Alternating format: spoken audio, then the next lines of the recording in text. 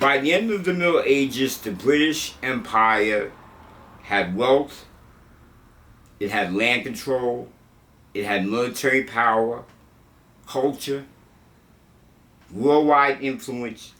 It expanded the entire globe. No country could be seen to match such power. But by 2024, the UK's economy was the sixth largest in the world. Its military had also shrank to the sixth largest in the world. And its human development index have fallen to number 8. That's how the people live in the country. Right now, the UK is considered the sick man of Europe. It is experiencing what Japan went through when it went through its lost decade. So, what is national debt? National debt is the sum of money which a country like the UK owes. National debt is never retired. It's often and always rolled over into new bonds, or gilts as they call it. And this is called debt service. Now, the problem with debt service is when the bonds roll over, they have to be refinanced, and they can be refinanced at a higher rate, which means you have less money to spend. The UK, most of the UK's debt is owned by UK citizens, which is really, really important. By 2021, or in 2021, 28% of UK's debt was owned by the Bank of England, pension funds, insurance companies, and overseas investors, as well as the private sector. China, Norway, US are bigger investors in the UK. The country, in order to really take a look at the UK debt, we have to compare it to other countries. The United States has $36 trillion debt, which is about $106,000 per person.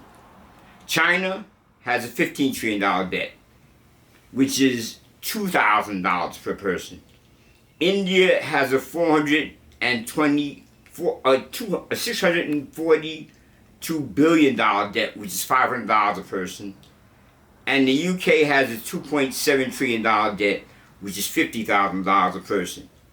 Now that varies obviously because the population of the countries have changed or varied.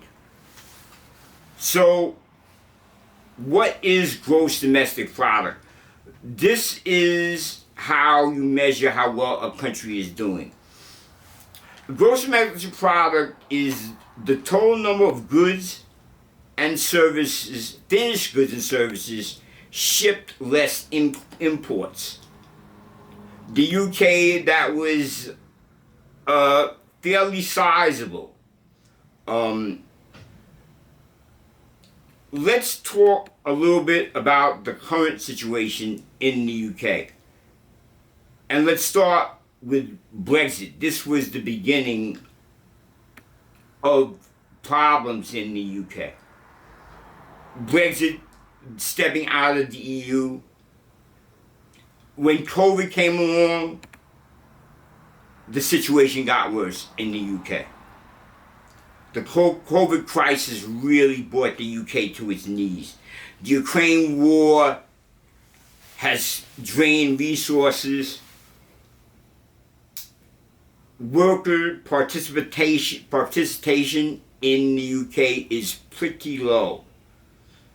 They're also suffering from a worker aging process where there aren't many new workers coming into the workforce via immigration or via natural birth. And there are some issues in the UK with immigration similar to what's going on in the United States, which is causing a brain drain. People are leaving going to places where there is more possibility for success. If you want to look at the United Kingdom, 30% of its gross domestic product is generated in one city, that's London, which means the rest of the United Kingdom generates 70%, which is not really good, being that London is a financial home. There's very high inflation. And in the UK, they spend 46% of their money on rent. Food prices are the highest it's been in 40 years. Mortgage rates are the highest in 14 years. London rent has gone up 17% since 2020. The infrastructure is falling apart. And as we stated before, immigration, like in the United States, is an issue in the UK. 32% of their citizens consider it a problem. The housing market has collapsed. Their Finch rating is in jeopardy, but it is a Finch rating, or a rating like a Finch rating, is a rating which a company will give you, like a credit rating, and if it's a high rating, you're going to pay less for your loan. If it's a low rating, you're going to pay more. In the case of the UK, it's AA+, which is pretty good, like the United States. To give an example, India is a BBB-, and China is an A+. So they have the ability to borrow and refinance loans. They are also looking at central bank digital currencies, which is a national digital currency.